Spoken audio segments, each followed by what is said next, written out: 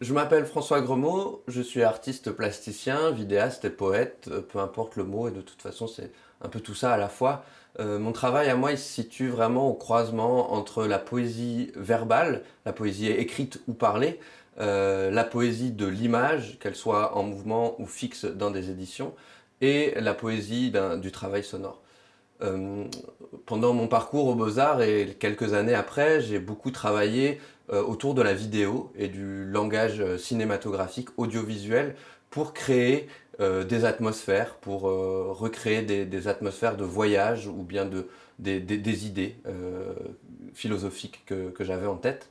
Et de plus en plus, mon travail se dirige vers la performance. Donc un travail d'écriture de texte, de lecture de texte sur scène. Et pendant ces lectures, je vais aussi diffuser du son et de l'image qui vont me permettre de créer une atmosphère, de créer une ambiance, un voyage sensible, sensitif, qui vient vraiment donner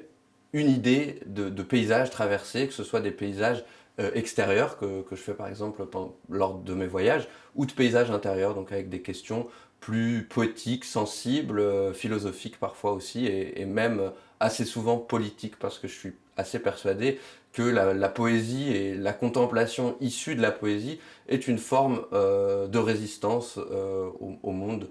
capitaliste dans lequel on vit, et c'est assez important pour moi. La performance me permet aussi,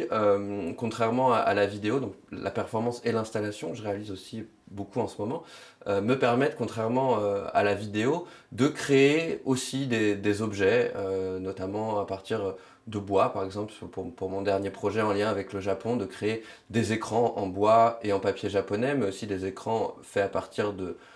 techniques de terre-paille et de torchis japonais. Et ça me permet de voilà d'amener encore plus loin le spectateur dans un environnement, dans une atmosphère, pour qu'il puisse partir avec moi, se déconnecter quelques minutes de son quotidien et peut-être découvrir à l'intérieur de lui-même des choses qui lui font aussi battre le cœur.